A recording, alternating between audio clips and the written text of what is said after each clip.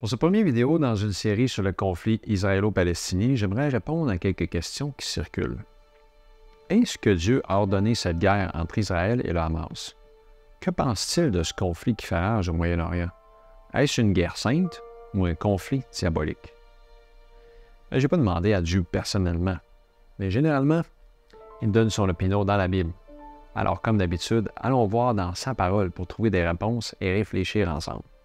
Et même si vous n'êtes pas un étudiant de la Bible ou un croyant, je vous invite à continuer l'écoute parce que je suis convaincu que vous allez voir ce conflit autrement. La première question que j'ai posée, c'est est-ce que Dieu a ordonné cette guerre? J'imagine que si je posais la question dans la bande de Gaza, il y a sûrement des gens qui répondraient que Allah a ordonné au Hamas d'aller en guerre. Et si je posais la question de l'autre côté, il y aurait sûrement des Juifs qui répondraient que Dieu approuve la réponse offensive d'Israël pour se défendre. Je sais aussi que beaucoup de chrétiens croient que Dieu approuve cette guerre. Ils avancent des arguments historiques et bibliques en disant que c'est Dieu qui avait donné le pays Israël et que c'est Dieu qui l'avait donné à ses descendants et c'est aussi Dieu qui avait demandé de chasser les païens et même de les exterminer. Je suis d'accord. Et sur la question des territoires, on va en reparler dans une autre vidéo. Mais pour répondre aux autres questions qu'on vient de poser, il faut retourner aux origines de la nation juive. La promesse d'une grande nation a été faite par Dieu lui-même lorsqu'il s'adresse à Abraham vers 1875 avant Jésus-Christ. Dans Genèse 2, versets 12 à 14, Dieu demande à Abraham de quitter sa famille pour aller dans un territoire étranger qu'il ne connaît pas. Abraham fait confiance à Dieu et il quitte sa patrie natale pour se rendre dans la plaine du Jourdain. Et là, Dieu va lui faire la promesse de faire de lui une grande nation, qui sera une bénédiction pour toute la terre, et aussi de lui donner le pays de Canaan à lui et à sa postérité pour toujours. Lorsqu'Abraham quitte son pays, fait alliance avec Dieu, il a 75 ans et sa femme 66 ans. Ils ne sont pas jeunes, mais ils n'ont pas encore d'enfants. Ils sont bien essayés, mais Sarah est stérile. Elle ne parvient pas à tomber enceinte. Mais Abraham crut tout de même à la promesse de Dieu, et il fut appelé le père de la foi. Mais Abraham se fait vieux, il perd patience et décide de faire un enfant avec sa servante égyptienne Agar. Elle tombe enceinte et devient arrogante, ne voulant plus se soumettre à sa maîtresse. Inévitablement, c'est la chicane entre les deux femmes et Sarah fait la vie dure à Agar qui s'enfuit au désert enceinte et seule. Et dans Genèse 16, on trouve le récit d'un ange qui parle à Agar et lui conseille de retourner à la maison d'Abraham et de se soumettre à sa maîtresse Sarah. L'ange lui dit d'appeler son fils Ismaël. Il lui promet de faire de lui une grande nation. On trouve aussi ces paroles prophétiques de l'ange de l'Éternel dans Genèse 16, 12. Il sera comme un âne sauvage, sa main sera contre tous, et la main de tous sera contre lui, et il habitera en face de tous ses frères. Bien que c'est difficile de savoir qui sont les vrais descendants d'Ismaël présentement au 21e siècle, les historiens et les théologiens semblent d'accord sur le fait que les descendants d'Ismaël sont les Arabes du Moyen-Orient, chez lesquels on trouve en grande majorité des musulmans. Donc, d'après la tradition islamique, Mohammed, le fondateur de l'islam, serait peut-être même un descendant direct d'Abraham et d'Ismaël, mais ce n'est pas si clair dans la littérature antique. Par contre, selon la Bible, Ismaël a eu 12 fils qui ont habité le pays de Canaan entre l'Égypte et la Syrie, et leurs tribus furent toujours une cause de souffrance pour les descendants d'Isaac, comme l'ange l'avait prédit. Il semble que 4000 ans plus tard, la guerre des clans perdure. Maintenant, on va se pencher sur la question des guerres saintes. Qu'est-ce qu'une guerre sainte? C'est quoi la définition? Alors, selon le dictionnaire, c'est une guerre menée au nom de Dieu ou approuvée par Dieu, aussi parfois appelée guerre religieuse. L'histoire a été marquée par de nombreuses guerres saintes ou guerres de religion, comme la guerre de 30 ans entre les catholiques et les protestants d'Europe, qui prit fin en 1648 avec 5 ou 6 millions de victimes. Il y a aussi eu les croisades catholiques surnommées pèlerinages. Ces campagnes militaires ordonnées par les papes avaient pour but de libérer Jérusalem et la Terre sainte occupée par les musulmans. Entre le 11e et le 13e siècle, 8 croisades ont bouleversé de nombreuses populations de l'Orient et de l'Occident et massacré des millions de personnes, peut-être 2, 3, 4 millions. Enfin, on ne peut pas oublier les inquisitions médiévales espagnoles et romaines qui visaient à exterminer les hérétiques pour purifier l'Église chrétienne et qui exécutèrent plus d'1 million d'opposants à l'Église catholique romaine. Mais je ne sais pas si vous savez, malgré ce triste bilan, les guerres religieuses ne représentent que 7 de toutes les guerres et 3 de toutes les victimes des guerres répertoriées dans l'histoire humaine. Mais maintenant, que dire des guerres de l'Ancien Testament? Est-ce que ce ne sont pas des guerres saintes? C'est une bonne question. Et pour pouvoir répondre à cette question et à la thèse de guerre sainte ordonnée par Dieu, il faut continuer notre histoire du peuple hébreu. D'après le récit biblique, Sarah devint enceinte par miracle. Et finalement, Dieu accomplit sa promesse envers Abraham à l'âge de 100 ans. Et oui, Isaac, le fils de la promesse, est finalement né. Isaac a eu 2 fils, Ésaü et Jacob. Et lorsque Jacob lutta avec Dieu, son nom fut changé pour Israël, qui signifie vainqueur. Israël a eu 12 fils, d'où viennent les 12 tribus d'Israël. Ils vivaient en groupe, selon un modèle de gouvernance patriarcal, tout comme Abraham et Isaac. Selon le récit biblique, Israël et ses fils déménagèrent en Égypte vers 556 avant Jésus-Christ à cause de la famine. En Égypte, leur postérité devint si grande qu'ils furent regardés comme une menace. Et finalement, ils devinrent esclaves et furent destinés aux travaux forcés pendant 200 ans jusqu'à leur spectaculaire sortie d'Égypte en 1446 avant Jésus-Christ. L'exode du peuple hébreu au désert est bien connu dans le monde entier et a été repris par Hollywood à plusieurs reprises. Par ailleurs, si on se fie au texte sacré, ce n'est pas Moïse, mais bien Dieu lui-même qui conduit le peuple au désert par un nuage le jour et une colonne de feu la nuit. Dans Exode 19.4, Dieu dit à Moïse, « Vous avez vu ce que j'ai fait à l'Égypte et comment je vous ai porté sur des ailes d'aigle et amené vers moi. » Dieu a libéré son peuple de l'esclavage et Dieu va nourrir son peuple miraculeusement en faisant tomber la manne 6 jours par semaine pendant 40 ans. Imaginez. Leurs vêtements ne s'usent pas, leurs sandales ne s'usent pas non plus, et Dieu les protège de tous les ennemis tant que le peuple ne rejette pas l'Éternel Dieu. À partir de la sortie d'Égypte, le peuple d'Israël est gouverné et dirigé par Dieu lui-même. C'est ce qu'on appelle une théocratie. Une théocratie, c'est un système de gouvernement qui reconnaît Dieu comme l'autorité suprême. Et selon l'historien de l'Antiquité Flavius Joseph, la théocratie juive ne correspond à aucun projet politique, mais au contraire, marque un désengagement du judaïsme dans la politique. Ce désengagement de la politique se justifie dans le sens où la Torah, c'est-à-dire la loi de Dieu, serait le moyen d'un gouvernement par Dieu qui surpasse toutes les formes possibles de régime politique. Pour Flavius Joseph, aucun régime politique ne peut atteindre la plénitude du gouvernement de Dieu et aucune loi ne peut égaler la perfection de la Torah. Je suis plutôt d'accord avec Flavius Joseph ici, mais le modèle de théocratie instauré au désert par Dieu fut le premier, le dernier et le seul modèle en son genre. Pendant cette période de théocratie, Dieu gouverne en tant que roi et juge par sa loi et intervient souvent de manière surnaturelle en faveur de son peuple. Cette école du désert, menée par Dieu lui-même, fut le mode choisi par Dieu pour enseigner à son peuple à le connaître et à connaître ses voies, ses lois et sa volonté. Et au mont Sinaï, en Arabie, Moïse reçut les 10 commandements, aussi appelés le Décalogue, écrits du doigt de Dieu. Ensuite, dans Exode 25.8, l'Éternel parla à Moïse en disant, « Ils me feront un sanctuaire et j'habiterai au milieu d'eux. » Par le sanctuaire, Dieu voulait leur enseigner le plan du salut. Et ce périple des Hébreux au désert avec Dieu n'a duré que 40 années. Mais cette courte période représente la majeure partie du texte de la Torah, qui couvre pourtant plus de 2500 ans. L'Exode représente plus de 75% des 5 livres de Moïse. L'époque de théocratie s'est poursuivie à la suite de l'Exode pendant encore 400 ans lors de la conquête du pays de Canaan, pendant la période des Juges, et jusqu'au moment où le peuple d'Israël rejeta l'Éternel comme autorité suprême et décida de faire comme les autres nations, de devenir une monarchie. Saül devint alors le premier roi d'Israël en 1050 avant Jésus-Christ. Et cet événement-là marque la fin de la théocratie. Durant cette époque de théocratie, oui, il est vrai que Dieu a ordonné plusieurs fois aux Israélites d'aller en guerre et même d'exterminer certains groupes idolâtres et païens. Oh oui, c'est l'Éternel, Dieu, le grand « Je suis », qui disait à Israël de chasser 7 nations en entrant en Canaan.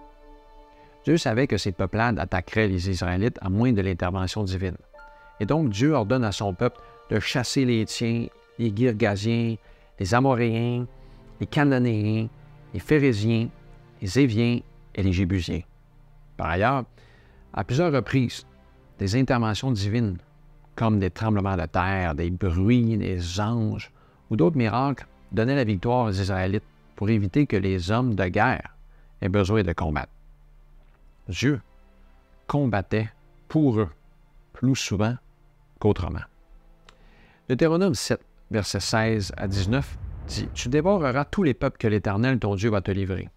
Tu ne jetteras pas sur eux un regard de pitié, tu ne serviras point leur Dieu, car ce serait un piège pour toi. Peut-être diras-tu dans ton cœur, ces nations sont plus nombreuses que moi. Comment pourrais-je les chasser? Ne les crains point. Rappelle à ton serviteur ce que l'Éternel, ton Dieu, a fait à Pharaon, à toute l'Égypte. Les grandes épreuves que tes yeux ont vues, les miracles et les prodiges, la main forte et le bras étendu quand l'Éternel, ton Dieu, t'a fait sortir. Ainsi fera l'Éternel, ton Dieu, à tous les peuples que tu redoutes. » C'est clair. C'est clair que Dieu leur avait dit de détruire les nations ennemies en leur promettant la victoire. Et beaucoup de gens, même des croyants, ont de la difficulté à croire que Dieu ordonne la guerre ou commande de détruire ou de tuer des humains. Dieu n'a-t-il pas donné le 6e commandement qui dit « Tu ne tueras point » ? Écoutez, je pense que ce sujet demande une réflexion sérieuse et une étude approfondie qu'on pourra peut-être présenter une autre fois parce que je pense que c'est important, c'est très important de bien comprendre le caractère de Dieu. Personnellement, je ne vois plus de contradiction dans l'Ancien Testament parce que j'ai pris le temps d'étudier la Bible dans son ensemble. Pour réconcilier ce paradoxe apparent d'un Dieu d'amour qui ordonne la guerre et qui commande des tueries, je pense que ces 5 énoncés peuvent nous aider pour le moment. Premièrement, Dieu seul peut donner la vie et peut aussi retirer la vie. Il ne commet pas un meurtre, il retire un privilège et peut retirer le souffle de vie à quiconque il veut. Deuxièmement, quand Dieu disait directement à quelqu'un de tuer ou d'exécuter un autre humain, l'exécuteur n'était pas coupable de meurtre, mais simplement un exécuteur de la volonté de Dieu. Troisièmement, à cette époque, la seule façon de survivre était souvent de se battre pour sa vie. Dieu ne demandait pas nécessairement rien d'anormal dans le contexte. Quatrièmement, Dieu est amour et justice. Il fait miséricorde, mais il a en horreur le mal. Dieu déteste le mensonge, les arnaques, les meurtres, la violence, les abus, l'arrogance. On trouve ça dans Proverbe 6. Dieu doit parfois arrêter les violeurs, les criminels et les meurtriers pour sauver les innocents. Les peuplades exterminées étaient souvent des sociétés païennes qui pratiquaient des sacrifices d'enfants, des abus collectifs, des orgies sexuelles, de bestialité et des meurtres gratuits. Les détruire était un acte de miséricorde. Cinquièmement, Dieu est le juge ultime de toute pensée et action, et il peut exécuter ses jugements quand bon lui semble. Le salaire du péché, la conséquence, c'est la mort, Romains 6, verset 23. Et l'âme qui pêche, c'est celle qui mourra, Ézéchiel 18, verset 20. Je ne sais pas si vous avez saisi ce que j'essaie de dire. La question de théocratie est très mal comprise, même par des milliers de croyants. J'ai souvent entendu des chrétiens utiliser ces arguments de guerre biblique pour justifier leur tendance à la violence ou leurs intentions d'aller en guerre. Mais c'est une erreur. Les idées que j'ai entendues le plus souvent, c'est l'idée qu'on peut aller en guerre et l'autre, c'est celle de la peine de mort. J'espère que ma présentation va vous aider à voir ça d'une façon plus claire. Premièrement, je dirais qu'il faut prendre la Bible dans son ensemble et l'interpréter correctement selon le contexte et le reste de l'Écriture sainte. On ne peut pas prendre des textes bibliques et leur faire dire ce qu'on veut à n'importe quel moment et les appliquer n'importe comment. Deuxièmement, on doit vivre selon les enseignements et les lois de Dieu qui ne changent pas. Le vrai croyant ne vit pas selon ses idées ou ses sentiments personnels, mais surtout selon les vérités dans la parole de Dieu. L'expression biblique, souvent utilisée, est de vivre selon l'esprit et non selon la chair. C'est un ou l'autre. Bon, revenons donc à notre première question. Rendu là, est-ce que Dieu a ordonné la guerre israélo-palestinienne? Mais non, certainement pas. Pourquoi pas? Bien, on vient de le dire, parce que Dieu ne dirige plus de nation ici sur terre. Il n'y a plus de théocratie. Cette époque est terminée. Les guerres de l'Ancien Testament entre les Israélites et les Cananéens auraient dû être réglées il y a longtemps. Les guerres religieuses, comme les croisades, les inquisitions et la guerre de 30 ans n'ont jamais été commandées ou approuvées par Dieu lui-même, pas plus que toutes les guerres qui font rage au Moyen-Orient depuis 80 ans. La seule guerre religieuse qui va faire rage jusqu'à la fin est une guerre spirituelle. C'est la guerre pour notre esprit, notre cœur, notre allégeance, pour notre engagement. Vous ne pouvez pas servir deux maîtres, c'est soit Dieu ou le diable.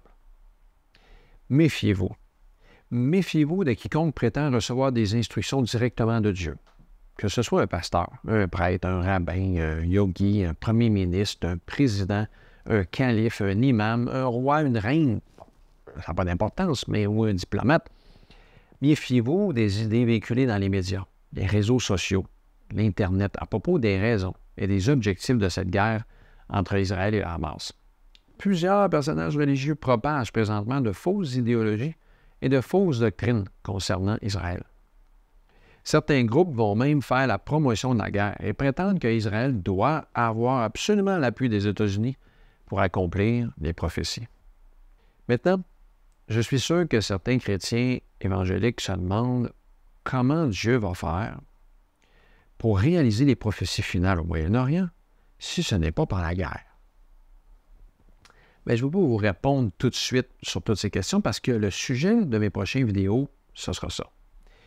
Mais comme j'ai dit tout à l'heure, Dieu communique avec nous surtout par sa parole et par le Saint-Esprit, mais aussi par ses prophètes. Ça, on trouve ça dans Amos 3, verset 7. Mais ce sujet, Jésus nous a mis en garde contre les faux prophètes et ceux qui se disent des messagers de Dieu, mais qui propagent des mensonges. Un de ces jours, on va faire une vidéo sur la façon de tester un prophète et sur les critères bibliques pour savoir si un messager est vraiment un vrai ou un faux. Parce que c'est clair, s'il y a du vrai, il y a aussi du faux. Et d'ailleurs, le postmodernisme veut nous faire croire qu'il n'y a pas de vérité absolue et que Dieu n'existe pas. Mais les chrétiens ne peuvent pas adhérer à des idéologies pareilles. On doit aussi rejeter l'évolution, l'humanisme ou les philosophies gréco-romaines. Parce que le chrétien doit vivre en fonction que Jésus est la vérité. C'est ce qu'il a dit dans Jean 14, verset 6. Et que sa parole est la vérité dans Jean 17. Si quiconque, que ce soit un prêtre, prédicateur, professeur, n'enseigne pas en accord avec la loi et le témoignage, il ne parle pas de la part de Dieu. Ésaïe 8, 20. C'est aussi simple que ça. L'idée de djihad ou de guerre sainte est un concept humain qu'on voudrait faire approuver par Dieu, ou un prétexte pour agir avec vengeance. Pourtant, Dieu a donné des instructions claires sur la vengeance dans Romains 12, 17 à 21. Je lis. Ne rendez à personne le mal pour le mal. Recherchez ce qui est bien devant tous les hommes. S'il est possible, autant que cela dépende de vous, soyez en paix avec tous les hommes. Ne vous vengez point vous-même, bien-aimés, mais laissez agir la colère, car il est écrit « À moi la vengeance, à moi la rétribution, dit le Seigneur. » Mais si ton ennemi a faim, donne-lui à manger. S'il a soif, donne-lui à boire, car en agissant ainsi, ce sont des charbons ardents que tu amasseras sur sa tête. Verset 21. Ne te laisse pas vaincre par le mal, mais surmonte le mal par le bien. Voyez-vous dans ce contexte une option à la vengeance ou à la guerre? Pas du tout. C'est le contraire. Voilà la posture et l'attitude chrétienne. Le chrétien cherche la paix. Il fait le bien et non le mal pour le mal. Rappelez-vous les enseignements de Jésus dans Matthieu 5, versets 43-44, dans le Sermon sur la montagne. Vous avez appris qu'il a été dit, tu aimeras ton prochain et tu haïras ton ennemi. Mais moi je vous dis, aimez vos ennemis. Bénissez ceux qui vous maudissent. Faites du bien à ceux qui vous haïssent et priez pour ceux qui vous maltraitent et vous persécutent. Le vrai chrétien est un disciple du Christ. C'est une personne qui a accepté Jésus comme son Sauveur et Seigneur et qui suit les enseignements de Jésus-Christ. C'est ça un vrai chrétien. Mais on peut se demander, est-ce que Jésus avait 2 poids, 2 mesures? Pas du tout. Dieu avait-il 2 ou 3 lois morales différentes pour différentes races ou différentes époques? Non plus. L'apôtre Paul est catégorique dans Hébreux 13, verset 8, lorsqu'il écrit « Jésus-Christ est le même hier, aujourd'hui et éternellement. » La Bible précise à propos de Dieu « Car je suis l'Éternel, je ne change pas. » Malachie 3, verset 6. L'apôtre Jacques ajoute Toute grâce excellente et tout don parfait descendent d'en haut du Père des Lumières chez lequel il n'y a ni changement, ni ombre de variation. Jacques 1, 17. Jésus ne change pas. Et Dieu le Père ne change pas non plus. Et leur loi ne change pas. Le Dieu de l'Ancien Testament, du Nouveau Testament et le Dieu actuel aujourd'hui, c'est le même.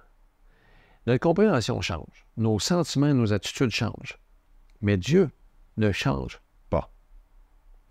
En passant, Dieu est le législateur de la loi, Jacques 14, verset 12. C'est lui qui l'a rédigée. Et sa loi ne change pas non plus, n'a jamais changé. Lorsque Dieu donna les 10 commandements à Moïse au Sinaï, pensez-vous que cette loi était nouvelle ou ignorée? Ben non, bien sûr que non. Elle avait peut-être été oubliée, mais elle n'était pas nouvelle. Souvenez-vous pourquoi Dieu avait détruit Sodome et Gomorrhe du temps d'Abraham? On trouve le récit dans Genèse 18, à verset 20. L'Éternel dit à Abraham que leur péché est énorme. Et le péché, c'est quoi d'après la Bible? Ben, la transgression de la loi. Jean 3, verset 4. Alors, s'il n'y a pas de loi, il n'y aura pas de péché. Et ça, c'était 400 ans avant le décalogue. Lisez l'histoire de Sodome dans Genèse et vous verrez que ces gens étaient remplis de violence, de débauche, d'adultère, de viol, de meurtre. Est-ce que c'est écrit à quelque part que ces choses sont mal? Comment savait-il? OK. Reculons plus loin.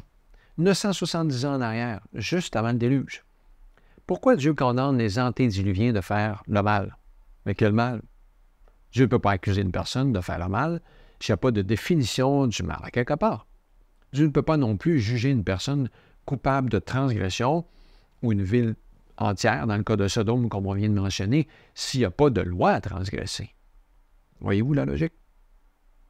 Pour finir, on va retourner plus loin que ça, même au début de l'histoire du monde, 2500 ans avant les 10 commandements du Sinaï. Réfléchissez un instant à Caïn. Comment savait-il que de tuer son frère était mal s'il n'y avait pas de loi morale? Pourquoi Dieu a dit à Caïn, « Si tu agis bien, tu relèveras la tête, et si tu agis mal, le péché se couche à ta porte. » Caïn devait avoir reçu une définition du bien et du mal à quelque part. C'est évident. Caïn connaissait la loi morale et la différence entre le bien et le mal. Laissez-moi vous poser une autre question. Est-ce que vous pensez que les lois de la nature changent? Par exemple, la loi de la gravité a-t-elle changé depuis 100 ans? Depuis 1000 ans? Mais non. Pourquoi? Parce que Dieu a mis en place les lois de la physique, de la chimie, de l'espace, de la matière, de la biologie, de la physiologie. Et ces lois-là ont un réglage précis. Elles sont parfaites et elles assurent une stabilité, une constance pour la vie sur Terre. Les lois de la nature n'ont jamais changé.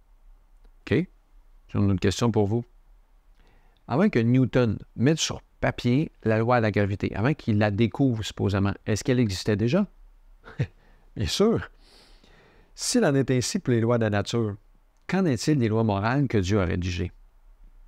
C'est clair. Elles sont échangeables, immuables et éternelles. Elles ont toujours été là.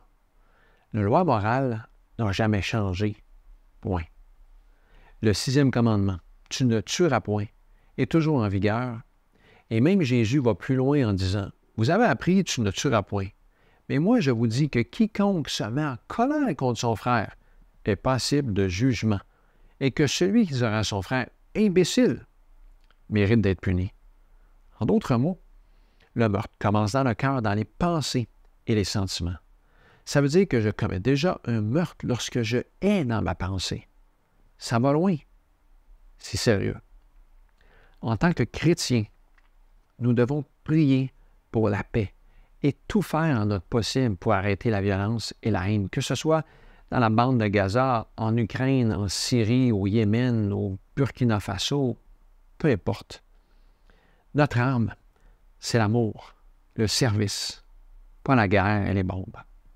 Le chrétien ne doit pas se quereller et créer des divisions, mais il doit trouver des solutions pour amener le salut et la paix en Jésus. Ce débat est très polarisant sur la guerre et nous devons être prudents et respectueux, je pense, dans nos dialogues et c'est important. Et j'espère que mes arguments vont vous aider à mieux comprendre la théocratie, les guerres de l'Ancien Testament et les intentions de Dieu. N'utilisons jamais la théocratie comme un prétexte pour aller en guerre. Il n'y a plus de théocratie. Et Dieu aujourd'hui n'ordonne à personne d'aller en guerre ou de tuer quiconque. En ce qui me concerne, si je devais aller en guerre pour mon pays, je ne porterais pas les armes.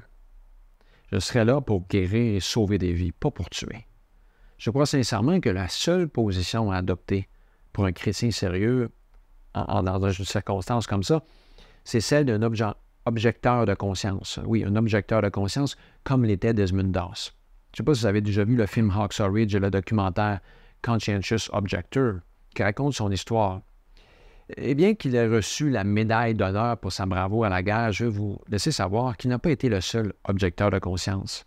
Il y a de nombreux chrétiens qui adoptèrent la même position que lui. Et d'ailleurs, j'en ai personnellement rencontré plusieurs qui sont allés à la guerre en restant fermes dans leur foi, en restant fermes dans le commandement « Tu ne tueras point ».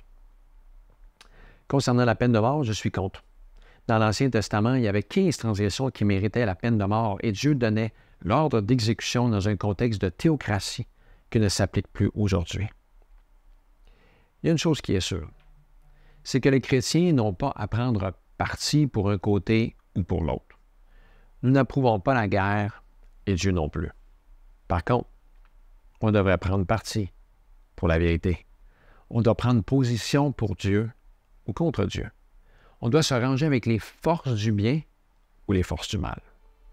Si tous les êtres humains feraient le bien et observaient la loi de Dieu, il n'y aurait pas d'idolâtrie, il n'y aurait pas de meurtre, il n'y aurait pas de violence, il n'y aurait pas d'adultère, il n'y aurait pas de viol, pas de mensonge, pas d'arnaque, pas de vol.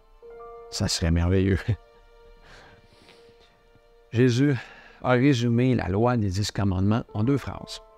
Il a résumé les 4 premiers commandements en disant « Tu aimeras le Seigneur ton Dieu de tout ton cœur, de toute ton âme et de toute ta pensée. » Il a résumé les 6 derniers avec « Tu aimeras ton prochain comme toi-même. » Matthieu 22, 37 à 40. Salomon, le sage, termine son discours de sagesse dans Ecclésiaste 12, verset 15, avec ce conseil. « Crains Dieu et observe ses commandements. C'est là ce que doit faire tout homme. » Voilà notre devoir.